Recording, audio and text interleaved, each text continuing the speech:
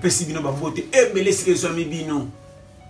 partout na 5 continents bozola nangai eza ba bino pasteur John Tulia Pété bambote bele vraiment ti bozawana bandeko nanga na bino ke tozana kati ya chaîne na biso bino mo yebi na kati ya family TV news ya biso moko chaîne na biso na bino oboyebi na kanisi kandi le bino ke non mikolo Tulia Pété 2021 to koti janvier tant to koti janvier ma solo changer ndeko pesanga matoi to koti na système yako pesa raison na makambo to soko ko pousse bato bakende liboso comment to pesi ko défavoriser bato bazana ba manka na vie to telelika bomengo ko pesa mukili raison or ba corona yi pourquoi boboto to kumisa na munoko sili na munoko bato mais c'est venu comme pour la famille TV balobité 2021 malgré tout koti to soko mapamboli to zu initiative yako pesa raison na bato bazanga tina bazanga appui to ko to sumba bango po makambo kende liboso yango na bino beau s'abonner massivement na kati ya chaîne na bino beau s'abonner massivement na kati ya chaîne na biso na bino Family TV News ya biso moko beau s'abonner oh boyebi tantine na biso moko ndem ta présenter nango boyebi Judith Kalinga autrement dit Jika ranti boyebi bien donc beau s'abonner massivement tant na bi beau s'abonner et puis bande konanga na biso nous comment boyebi fondation oya atelier na kati na bungiango poto mo bayebi fondation atelier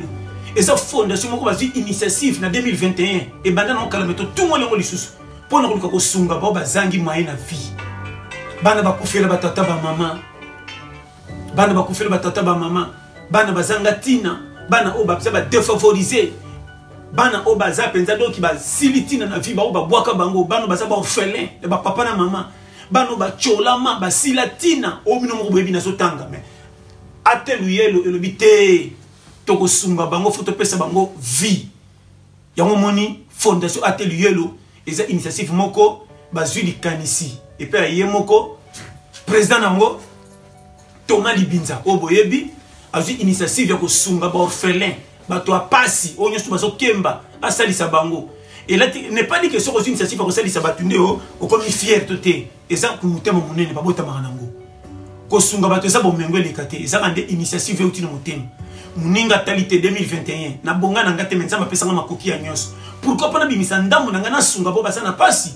Et bela bana ba ofelo bazo souffrir bazangi babo to kosunga bango na classe. Et bela bato bazangi moya ko kotanga. Bato basa na hôpital bakangi pona ba pasi. Qui se zangi matumso bazo dondo na bongo libanda bazo sepela. Yango fondation atelier le bazu initiative ya kosunga ngape passer John intégré place malamu eza na boya kate kokota yango na kocha mona nko bo s'abonner massivement quand ne sibinu na chaîne ya Family TV News ya biso moko et puis ba o tu ba vidéo chiki ba na classe bo pesa matoi o bazangi moya ko yande ba mboka étranger na ba poto pona kotanga atelier le eza na fondation ko pesa mutu moko te mbongo ta bimeli na simanda ko mama etalanga binsima français na anglais o tano memako na poto bo pesi mo boya na poto ba ko dindisa bino mbongo ateluyelo eza kuna ba numéro ba che wana bo tanga ba numéro ba che eza ba fiche ko ba pesi initiativement pona ko lukaso ko bengi et pas Judith Kalenga Jika yenda ko orienter yo akotinda na place tel pour pesa mbongo na yo pour s'engager tiba memo tina poto okotanga esika bien pena ba conditions tout très bien aussi supposé que comme biso ministre ce qui pe ngandi yo mto koyeba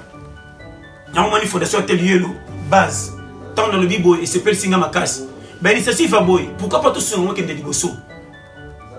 mola ki sinango boyebi na tiko ba représentatrice nango Judith Kalanga autrement dit Jika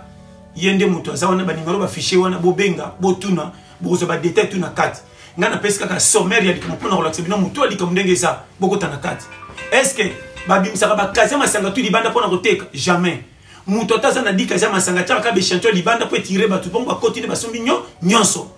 ya wana lobi bo s'abonner massivement na chaîne na bino na biso na Family TV News ya biso moko bokota ebele bo s'abonner pour vous abonner initiative oyo et puis mutema malamu ezomi awana